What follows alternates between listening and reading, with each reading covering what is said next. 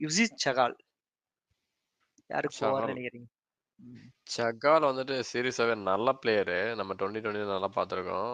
அப்படி அ பார்க்கும்போது எனக்கு GT, RCB again back home அப்படின்ற மாரி தோணுது.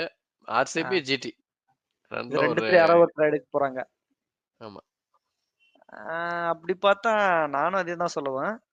ஆர்சிபி ஆர் எல்எஸ்ஜின்னு சொல்லுவேன் நான். ஏன்னா எல்எஸ்ஜி ஏன் சொல்றேன்னா, ஆ இந்த டீம் வந்து எப்படின்னா, எல்எஸ்ஜி வந்து ஸ்பின் கிரவுண்ட்.